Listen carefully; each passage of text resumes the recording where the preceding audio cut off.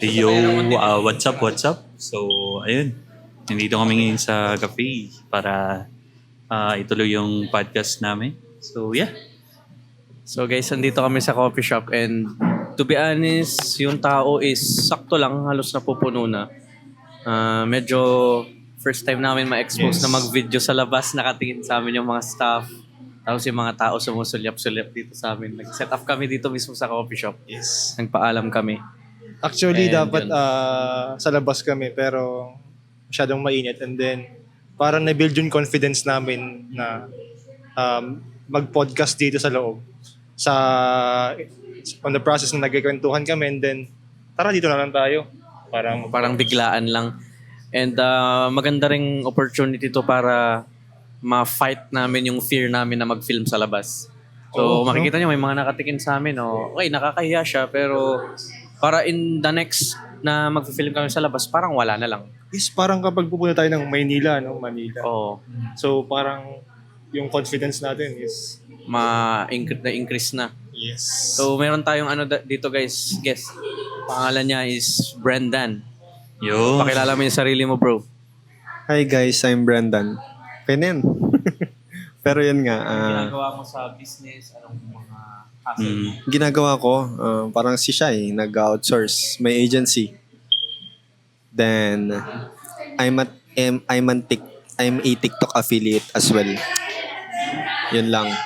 Follow nyo na lang yung TikTok ko dyan. Check nyo. Pero di ko i-drop. Si Shai na bahala. Guys, follow nyo siya sa TikTok update.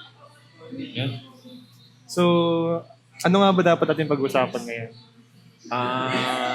Ano kasi, ang nakikita kong pinakamagandang pag-usapan natin is kasi yung ginagawa natin ngayon, nagbibuild tayo ng business or businesses, nagbibuild tayo ng community, and ito, nagwa-vlog tayo. So yun guys, medyo may nakatingin Yes, kanina. Pero okay lang yan. So, paano ba maging good leader? Kasi guys, ito, gusto namin topic tong pagiging, yung leadership. Very important yan sa pag-run ng business. So, itong business na binibuild namin, kailangan namin matutunan kung paano maging good leader. Yes. Para alam naming i-handle yung group namin, yung team namin. So, itong mga tropa ko dito guys, since high school pa lang, nakitaan ko na sa kanila na kaya nilang maging good leader. Kasi pag may mga group ganon activities sa high school, yun doon talaga na-hone yung skills mo sa pagiging leader. And ako guys, yung time na yun, hindi ako talaga magaling hindi ako nagiging leader ganon. Parang nahihiya ako or parang gusto ko may leader na lang na mag-handle. So, ako sumusunod-sunod lang ako sa rules. Nag-go with the flow ka lang. And then, pati nung college, medyo na-expose na ako sa pag-leader. And then, nung nag-start ako mag-business, dun na talaga, napunta na ako sa posisyon na no choice na. Kailangan ko maging good leader. Yes. And, yun, tumatakbo naman ng maayos yung agency. Ibig sabihin, may right na ako mag-share ng kung paano maging good leader. So, sila, may na-handle na rin silang mga tao, mga editor. So, may right na rin kami kung paano ba maging good leader. Hindi namin sinasabi na 100% na okay na kami. Like pinaka-good leader na kami. Pero may mga improve pa kami. Yes. So, i-share lang namin, pag-usapan lang natin yung pagiging leader. So, medyo gagawin lang nating rotong Okay. video natin. Sige. So, May question ako sa inyo. Ano tingin nyo yung pagiging leader nung high school? Ako tingin ko sa mga leader bida-bida. Yes, may point ka kasi parang depends. totoo 'yun. Like naging showy ka lang, parang gusto mo lang maging papansin, 'di ba? Merong, Nung high school. nung high school kasi may two types guys. Yung isa yung real na gusto niyang matuto sa pagiging leader, and yung isa gusto lang niya maging leader kasi gusto lang niyang tignan siya na mataas siya. Two types. Attention. Yes. Attention. Attention seeker. Oo. So, meron pa. Para sa grades. Pwede rin yun. Pwede Para rin sa yun. grades. Pero sila, mga legit leaders. So, ito, guys ha. Okay lang masabi ko, dancer ka bro? Dati? Kasi dati, Dancer is... tinuturuan niya kami mag-dance. Kasi may mga, sinasalian kaming mga contest sa school dati na sasayaw kami. And isa siya sa mga nagtuturo. So, magagalit pa yan guys pag hindi kami nagpa-participate ng maayos. Siyempre, like, Oo. pinaghandaan mo yung steps na yun. Like, tapos Oo. magtuturo ka, hindi kayo nakikinig. Tapos Parang- kami yung magulo, di ba? Nagagalit siya sa amin pag nung time na yun. So, yun, nakikita namin na okay siya sa pagiging leader. So, eto guys, yung binibuild namin. Ikaw bro, baka may thoughts ka ngayon. Na ano yun? Anything? About sa... Okay, so back to the topic tayo. Sige. Yeah. Yung ano kasi, yung title ng podcast namin is How to be a Good Leader. So, ako kasi, since high school pa lang, since bata pa lang ako, naturuan na ako kung paano maging leader. Kasi, alam niyo naman sa dugo namin, parang sila mama ko, yung kapatid ko ganun, sila papa, marunong kasi silang maging leader. So, paano ba natin ma-build yun? Yung pagiging leader. Siyempre, una yan sa lahat. Dapat ma-build natin yung pakikipag-usap sa mga tao. Kasi kung hiya-hiya ka lang, walang mangyayari sa'yo. Yun yung mga first step na parang para makapag-build ka ng confidence sa sarili mo. Tapos, para sa akin na another step is by wait lang. Parang nasa dulo ng dila ako yun eh. Pero ayun din. Kailangan maintindihan mo din yung mga taong nakikinig sa'yo. Dapat hindi ka nandyan para mag-stand up para lang maging utusan mo yung mga taong nandyan na ganito ganyan. Hindi yun example ng being a good leader. Being a good leader is understanding the audience, understanding the people na alam mo magtitiwala siya sa'yo. Yun. I guess bro, being leader is mainly leading your team, leading a team. Yeah. It doesn't mean naman na leader ka is maglilit ka ng team, ibang tao. Pwede mo naman siyang umpisan sa inyo, sa home, sa bahay, yung mga nakapaligid sa'yo.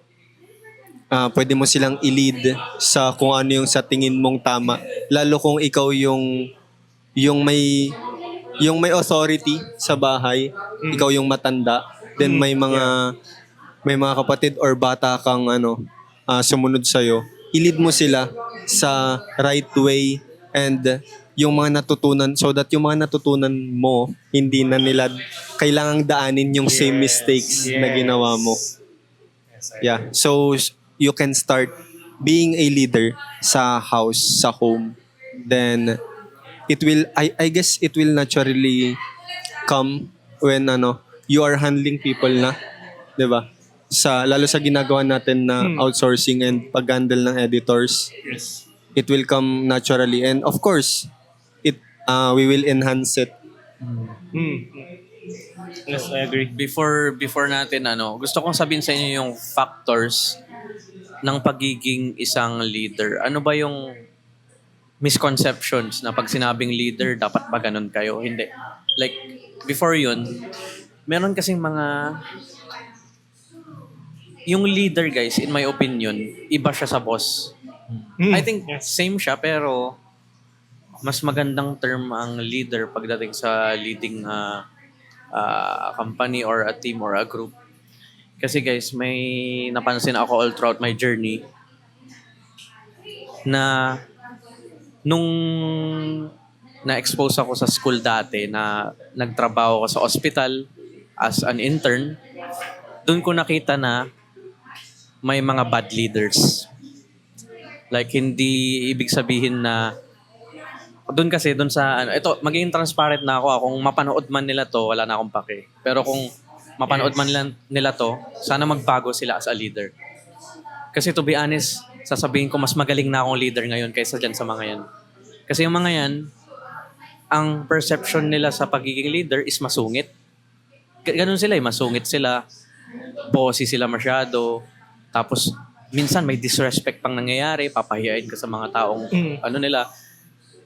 akala nila boss sila, akala nila leader. Sila yung leader, kaya ganun sila mag-act. Pero sa totoo lang, isang mga bad qualities yun ng leader. Naranasan ko yan, na magtrabaho sa ganyang environment and babastusin ka. Like, may mga good leader sa kanila na nakilala kami, and may mga ilang mga, ang tawag dyan, mga power tripping na boss. Like, porket meron silang posisyon na ganun, babastusin ka na nila. Like, papahiyain ka nila. Pag may hindi ka nagagets, kunyari, may hindi ka nagagets na gawin, magtatanong ka, nabasa ka ba ng libro mo? Ganun yung sasabihin. Imbis na, okay, importante magbasa ng libro, pero at least kahit may tanong man lang sana yung estudyante sa'yo, kahit tulungan mo man lang siya, maging mabait ka na, okay, sige, nabasa mo ba yung libro mo? Kung hindi mo nabasa, sige, next time basahin mo. Pero ituro ko sa'yo yung tama ngayon. Ganon dapat. Hindi yung nagbasa ka ba ng libro mo? Sige, balik ka doon magbasa ka ng libro. Iba ang ganong klaseng. Naranasan ko yan. And literal na power tripping, hindi ka man lang igigreet. Isipin mo, leader sila. And mag-good morning ka sa kanila, hindi ka nila papansinin. Anong klaseng leader yan? Hindi leader tawag ko dyan. Naranasan ko, papasok ako dun sa facility. Good morning. Good morning, sir. Deadma. Wala man lang, good morning. Umagang-umaga pa lang, hindi ka man lang mag-smile sa mga interns mo or sa mga... Samantalang ako ngayon, may isang agency ako and yung mga employees ko, mga editors ko, para lang kami magkakaibigan. Of course, may boundaries pa rin. Tawag nila sa akin, sir, boss. Pero Pakikitungo mo. yung pakikitungo ko sa kanila, nire-respect ko sila. Hindi ko sila, okay, bakit ka magiging rude sa isang team mo? Kung gusto mo maayos na team, ba't ka magiging rude dyan? So, yun yung napansin ko, lalo na sa mga companies dyan, sa corporate dyan, sa lalo na sa Pinas, yung mga boss na yan, yung mga power tripping na boss, kala nila sila na yung pinakamataas. Bad leaders kayo. Hindi kayo nararapat maging leader. Ang taas ng tingin nyo sa sarili nyo, kala nyo naman kayo na yung pinaka-leader ng lahat ng leaders. Pero mas okay na akong leader sa inyo. Ang qualities ng isang leader, explain ko mamaya. Kung mapapanood ng mga power tripping na boss yan, ito ngayon, sana makatulong tong video na to. So ano sa tingin nyo sa power tripping? Ano sa tingin nyo yung yung power tripping? Anong masasabi nyo sa mga ganong klaseng boss? I guess bro, they are entitled on that position. That's why they, meron silang pride. No? Pride kung bakit they are acting that way. Na akala nila yung pinapakita nila yung tama na way kung paano ka talaga mag-lead ng team. Kasi, I guess, bro, hindi lang yan basta ginawa na lang nila ng ganyan. Na-adapt nila yan eh. Ma-adapt mo yan. Yes. It's either pinaka magandang adoption yan sa family. Yun yung una, sa may bahay. Kung ano yung na-adapt mo sa bahay nyo, kung paano nakikipag-usap sa'yo yung magulang mo, or kung sino yung mga nasa paligid sa'yo, most likely magagawa mo siya unconsciously. So I guess that's why. Then yun yung pagiging ma-pride kasi nga leader ka, kasi ikaw yung boss, ikaw yung nakakataas, na dapat ikaw lang yung pakisamahan. Parang ganon. Which is not good. Kasi people will most likely, ika-curse ka, parang ganon. They will hate you. Kasi hindi maganda yung pakikitungo mo. Yes, leader ka, pero more like a boss ka. Ikaw yung ikaw yung hinihila nung team mo, hindi ikaw yung nagli-lead sa kanila. Parang ganon. Yes, I agree. For example, ko lang yung sinabi ni Brendan na pwede rin makuha yan sa dati mong boss or sa mga katrabaho mo. Kung ano yung nakasanayan nyo, ganun din yung mangyayari. Yung team leader mo is ganun. Like, sobrang toxic, sobrang bossy. Which is, dapat ang pagiging good leader, magiging responsible ka rin. Hindi lang yung ipapagawa mo yung mga tasks or lahat ng gagawin mo, pinapagawa mo. Kaya siguro, ganun din nangyayari sa'yo or sa next na magiging boss. So yun, additional ko lang sa sinabi ni Ace din na like dapat magtiwala ka rin sa sarili mo at the same time sa empleyado mo sa pagiging good leader. Kasi kapag nagtiwala ka, so yung full trust mo yun, meron kang may magkakaroon ng magandang outcome sa work. At the same time, magiging longer yung relationship niyo sa isa't isa. Ikaw ba, pre, nung nag-call center ka, may na-experience ka ba na ganong klaseng leader? Yung power Marami, trip? bro. Marami? Yung susungitan ka, gano'n? Siyempre, like ang tawag kasi namin doon parang OM ganun eh. Ano? OM parang operations manager ganun. Or yung mas under sa kanya, parang team leader, team manager ganun. Oo, TL.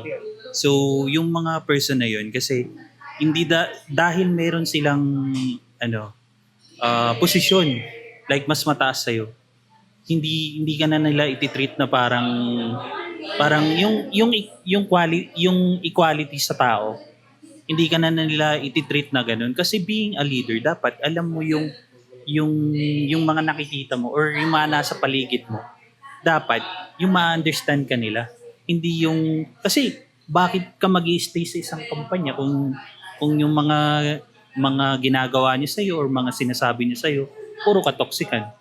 Paano ka mag-i-stay doon? Siyempre, ang ending nun, magre-resign ka. So being a good leader, dapat marunong mong pakisamahan yung mga nasa paligid mo. Pero na-try mong maganon ka nila? Oo, Ikaw na mismo, ganun. sungitan ka, gano'n? Sungitan talaga ako, bro. Ano yung Talagang- example na Example. Yung sinabi sa'yo or ginawa sa'yo? sabi, kasi call center, di ba? Pag nagkaroon ka ng mali doon, imbis na turuan kayo na good way na yung feedback sa'yo, yung parang sabihin sa'yo na, next time, siguro ang gawin natin, ganito, ganyan. Yung parang in a good way Dapat na sabihin. Hindi yung, ano ba yan? Yan na nga lang yung gagawin mo. Tapos anong klaseng, tapos yung kung kanila, yung papakinggan yung calls mo. Tapos may mga grammar kang mali. Ano ba yung grammar mo? Ganon. Yun yung mga sinasabi nila eh. Imbis na parang yung feedback sa'yo na, pwede pa nating, pwede pa nating i-build yan, i-improve yan. Pero sasabihin ka, yung madadown ka, hindi yung para maging, yung maboost yung sarili mo para, ay, pagbubutihan ko to. Wala eh. And Ganun. that is down. Nadadown ka pa. Minsan na, maraming nga nadidepress dahil sa mga boss na ganyan. Oo, marami. You're not a good leader, bro. Power tripping, yes. Naranasan ko nga yan eh. Naranasan ko yan. Ikwento ko lang yung isang maraming scenarios to. Mali yung ginawa ko doon sa hospital. Tapos, akala nila, since taga Pangasinan kami, akala nila hindi kami nakakaintindi ng basic Ilocano. Mm-hmm. Alam mo yung sabi? Narinig ko. Nagduldog ti intern. Nagduldog ti intern. Diba? Ang duldog po ba? Diba? Parang Ang bobo ng intern. Parang okay. Parang ganun. Akala nila hindi ko narinig yun. Pero ako lang yung nandun na intern eh. Tapos mga staff na yung andun na. Hindi ko alam kung mapapanood nila to. Pero sometime in the future, sana mapanood nyo to. Yabang nyo. So, hindi dapat ganun ang... dapat turuan nyo. Hindi nyo nga ako tinuruan eh. Mali yung ginawa ko, hindi nyo nga ako tinuruan eh. Paano ako mag-improve dun? Hindi ko nga natutunan yung gawain na yun eh dahil hindi nyo ako tinuruan eh. Isipin nyo yun? So, meron pang isang scenario na binastos ako sa harap ng mga pasyente at mga ibang staff. Yun. Galing ako ng taas, third floor. May ginagawa akong sample-sample. So, sa mga bacteria naman yun, bro. Oo. Kasi ang angas nun, bro, kasi naka-full ka tapos Shoot ka. may nagko-culture ka ng mga bacteria. Okay. So, nag-grow ka ng bacteria, bro. Titignan mo kung tuberculosis ba yung isa, kung parang ganun. Ngayon, Wow, astig naman. sabi nung staff sa akin, baba ka, may pinapakuha. Okay, ma'am. Sige. Bumaba agad ako. Pagkasabi mismo, bro, wala pang 1 minute, umalis na ako. Bumaba na ako. Yeah. Pagkababa ko, may kukunin dapat ako. Yung may battle kasi na parang culture battle. I-example na lang Guys, natin. pala may soothing na. Smoothing. So may parang liquid siya sa loob and then mag-grow yung bacteria din sa loob mo. So kukunin ko 'yon. Ngayon, Okay. pagkababa ko, grabe bro. Hindi pa kataasan yung posisyon niya. Uy, ang tagal-tagal mo, kanina ka pa. Sabi niya. Anong sabi niya sa akin? Ang tagal-tagal mo, kanina pa ako naghihintay dito. Tapos, binabasag-basag niya yung mga, mga papel, ginaganon-ganon niya sa harap ko. Tapos may mga pasyente. Kanina pa ako naghihintay dito, sabi niya. Eh sir, kakasabi lang sa akin ni ma'am na bumaba. Ako agad, sabi ko. Ay, mali. May ibibigay dapat ako pala doon. Hindi ko kukunin. So, ang ginawa ko, bro, yung dala-dala ko, na dinala ko doon, binagsak ko sa harap niya, bro. Binagsak. Tapos umalis ako. Pag alis ko, bro, habang naglalakad ako, naririnig ko nagagalit siya. Leader ba yun?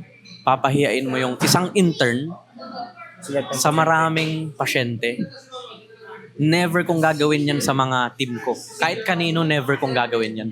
If may problema ako sa kanya, sasabihin kong privately. Uy bro, ang tagal-tagal sana ganito yung ginawa niya. Kung ako sa kanya bro, halika nga mag-usap tayo. Kanina pa ako tumatawag hindi culture battle, hindi ko binababa. Ay sir, kakasabi lang ni ma'am sa akin, bumaba ako agad, sabi ko. Okay, ganun pala. Hindi okay sana. Hindi yung ganun agad yung approach mo. Papakita mo sa mga pasyente na ginaganon mo yung mga papel. Sinisigawan mo ko. Saan ka na ngayon, bro? Ha? Saan ka na ngayon? Ganyan ka pa rin sa mga interns mo. Galit ako sa mga ganyan talaga, bro. Kumukulo yung dugo ko sa mga ganyang klaseng tao. Hindi kayo maayos na leader. Napakabastos ng ugali nyo. So, meron akong sakit ng sama ng loob sa mga ganyang klaseng tao. So, yun yung masasabi ko. Ako never kong iaano sa team ko yan, sa members ng community na gustong matuto, never ko silang gaganyanin. So, Kasi na-experience mo na eh.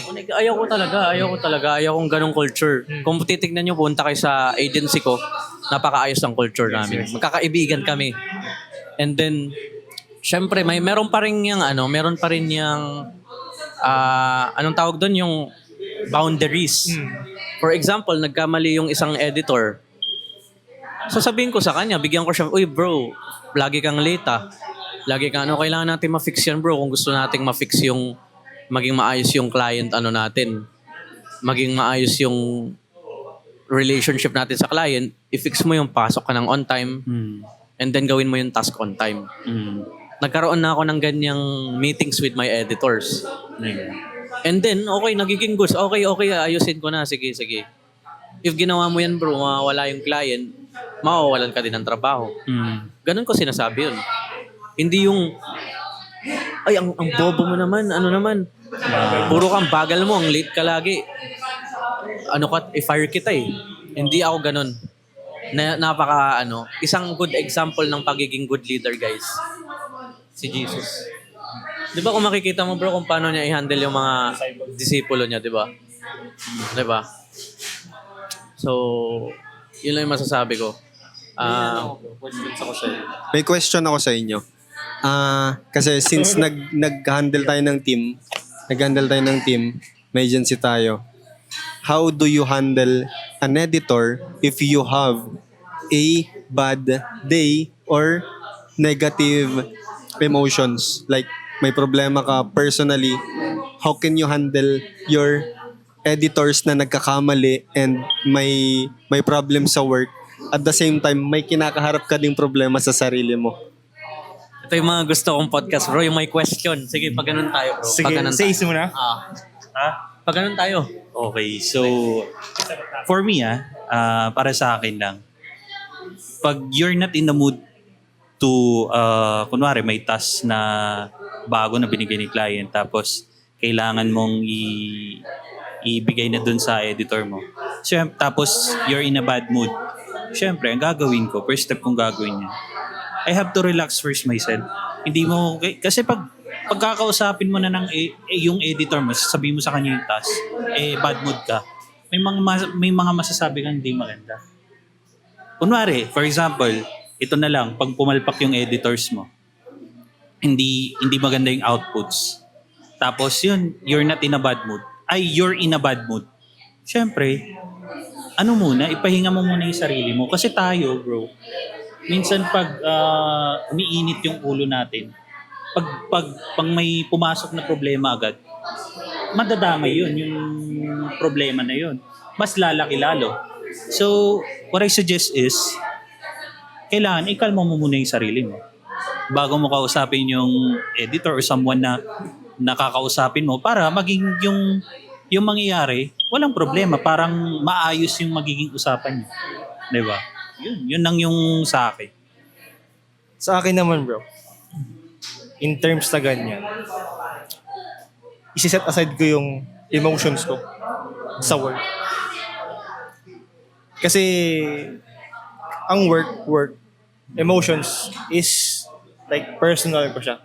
Pero syempre, before ko gawin yon, kailangan ko mag-meditate. Yun You need to breathe. Yes, oo. Hindi lang yung basta may problem ka tapos nagkamali yung may message ko agad, ba't ganito yung ginawa mo, ba't ganyan? No, hindi. Kailangan ko muna mag-meditate. For example, makinig ka ng music o worship song or pwede rin lumabas ka ng bahay, mag-unwind ka, something gano'n. Yun. So, like, in terms of a word, kailangan mo talagang i-separate yung emotions mo kasi once na naging mixed emotions ka, yung work mo masisira. And then yung mga tao mo mawawala ng tiwala sa iyo. Yun sa akin. Agree ako sa kanilang dalawa. Actually, yung sinabi ni AC, take a pause muna at ikalma mo muna yung sarili mo. And then yung sinabi ni Mark na huwag mong i-involve yung emotions mo sa business. Kasi guys, ganito yan. Sa akin naman, yun nga, if may nangyayari sa personal mo and emotional ka, never ever na pagbubuntungan mo yung mga employees mo. Porket bad day ka ngayon, tapos yung papagalitan mo na yung team members mo. Wala naman silang ginagawa or maybe sobrang superficial lang naman yung nagawa nilang mistake. So never ever involve your emotions sa pag-handle mo ng team mo or sa business mo. Kasi ma-fuck up yung business mo. So para sa akin, may tinuro si Tio Bray. Nakalimutan ko yung term niya. Sana naalala ko. Yung square daw yan. Parang may tawag doon na 4 times kang mag-deep breath. 4 seconds. Oo, 4. 4 seconds deep breath. Tapos 4 pause. Tapos 4 seconds din na inhale. Tapos ganun ulit. Pause 4 times and then 4 sets. Hanggang kumalma ka. Kakalma ka, yung nervous system mo is kakalma. So, tinaray ko yan. Minsan kasi may bad days talaga tayo, lalo na pag may naiinis ka, kung ano man yan, traffic man, or hindi nag-work yung gusto mo, bad day ka, hindi in-scam ka, or something na ganun. And then if dinala mo yan sa business mo, sa team mo, wala naman silang kinalaman dun. Anong alam nila? Yeah. Di ba? Never ever mix. Never kong ginawa yun, hindi ko minimix yung Yung sinabi kong example kanina, yung staff na ginaganon, binabalibag yung mga papel, in-involve niya yung emotions niya. Kasi maraming pasyente nun, kaya siya ganun. Maraming, tapos So parang sa akin niya inano yung galit niya. Mali yun. siya, Hindi magandang leader yun. parang naging bida-bida siya. Parang Oo. pinakita niya siya yung boss, no? I-analyze natin kung paano maging leader si Jesus Christ. Ito guys, hindi ako religious na tao, pero naniniwala ako sa Kanya. Na nag-exist siya and naniniwala ako sa Creator. Kailangan ko lang ng more information about sa Kanya. Pero ang masasabi ko lang, na napanood ko kasi yung Chosen, yung The Chosen. yung balabas, and nakita ko kung paano niya i-handle yung yung mga Disciples. disipulo niya, mga tao niya. Kung mapapansin niyo si Jesus Christ, lagi siyang nagdi-disappear. Like kunyari, magkasama yung team niya. Okay, nagkukwentuhan sila and then bigla siyang mawawala. Yun yung isang habit na nakikita ko sa kanya. Kasi ang ginagawa niya, nag-iisip siya. Pre-isip. Like mag-iisip siya ng strategy niya kung paano ba yung mga strategies niya. Nagdi-disappear siya lagi. And then, lagi siyang nangunguna. Kung may venue, kunyari, may meet-up, nangunguna siya lagi.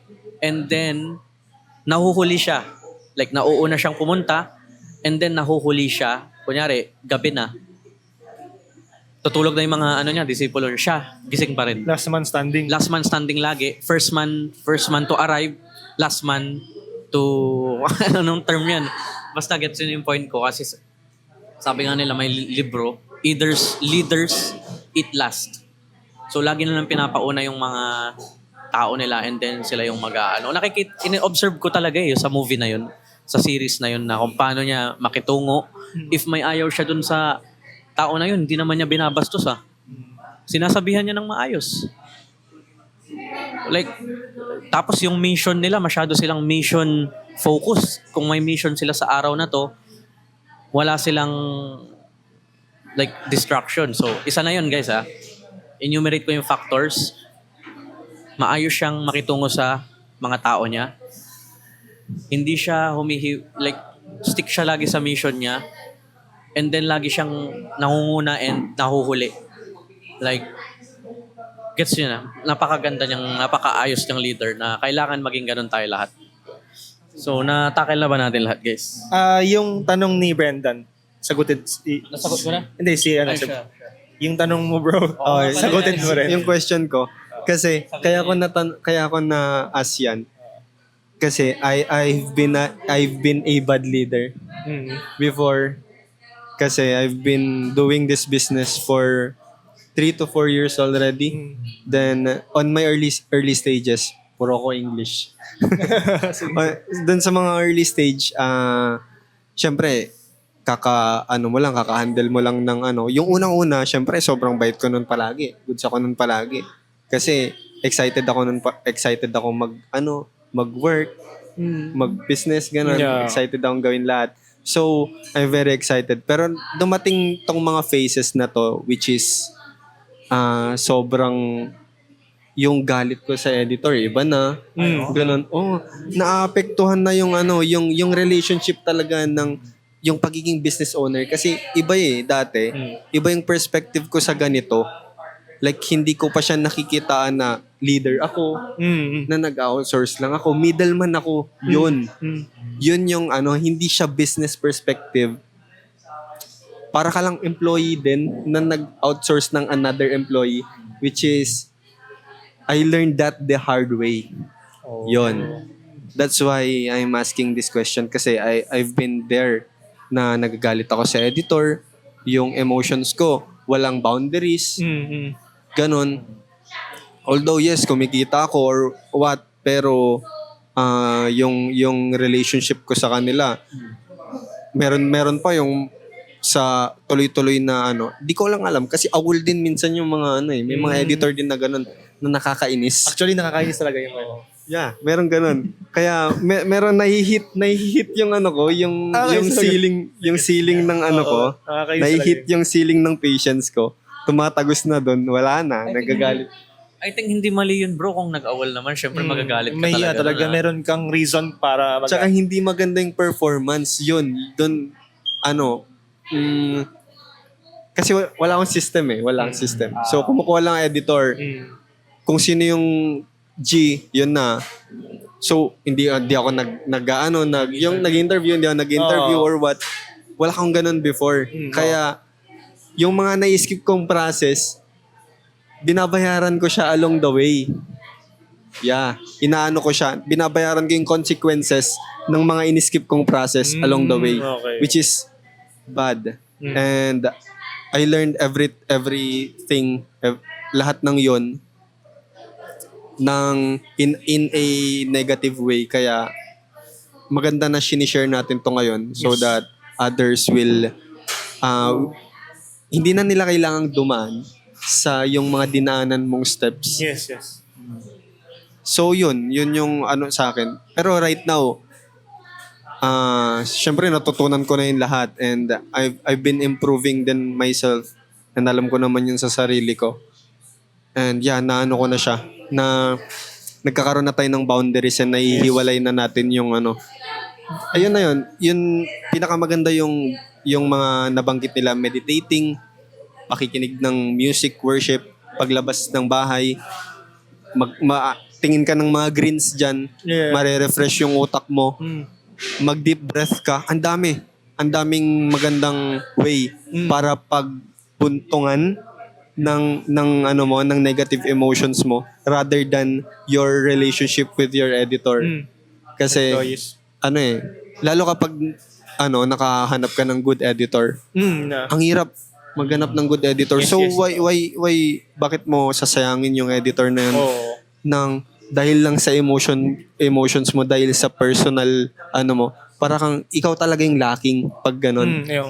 So mga ganung bagay. I think may isa pang way na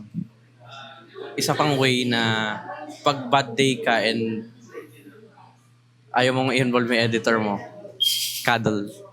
Ha? Cuddle. Kadal. Oo, cuddle. Kala ko poodle. Kadal. Soft boy? Hindi ako pre. Relax ka muna. Relax ka muna. O pag okay ka na, okay, punta ka na dun sa meeting mo na sila. O nakasmile ka pa. Diba? Kadal lang. Cuddle weather pa naman ngayon, maulan. Oo. Kadal lang. Oo, cuddle lang. Tapos, ganito wait lang. May isa pa akong point. Ano ba yan? Pumasok sa utak ko yung cuddle eh. May isa pa akong point na gustong i-make eh. Try nyo pre, pag bad day kayo. Actually, totoo.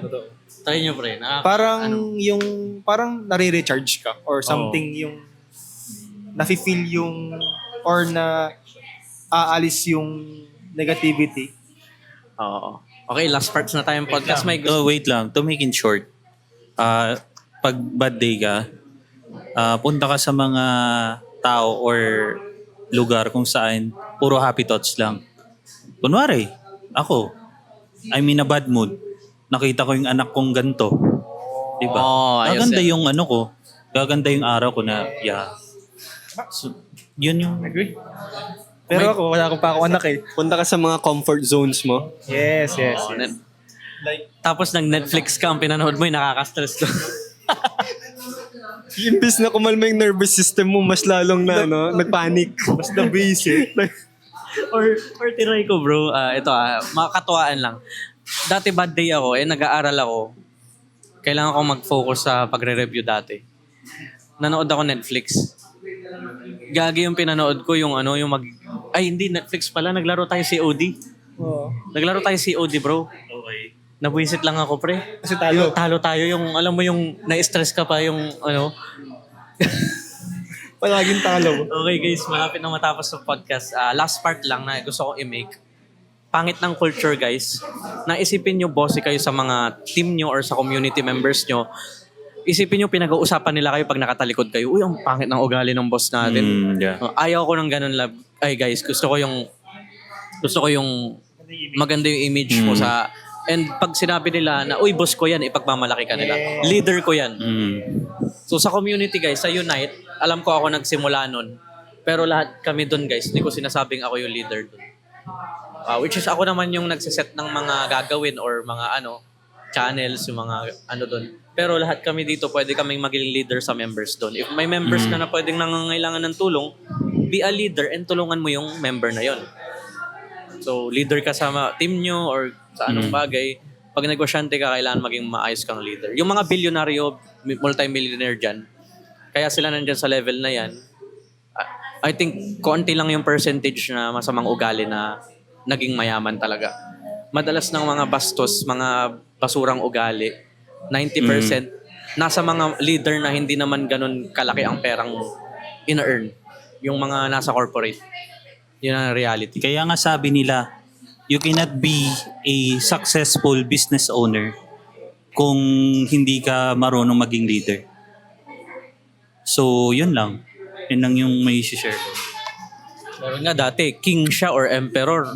Hindi niya kasundo yung mga horsemen niya, yung mga warriors niya. End up, pinatay siya. ayaw sa kanya ng mga tao eh. Hindi siya tinitinang leader. Basura siya sa kanila eh. So, ganun yung what you give is what you receive. So, if binigay mo yung best mo sa team mo, ibibigay din nila yung best nila sa'yo. Gagawin nila yung best nila. So, I think that's all. Thank you for watching, guys. Subscribe kayo sa YouTube. Follow nyo kami sa TikTok. Lapag ko na lang yung links. And yun, guys. Thank you. Amol mentality tayo, bro. Ganito yung ginagawa namin. So, yun. Tapos hindi na play, no? Check ko. Hindi ba? Ilang minutes?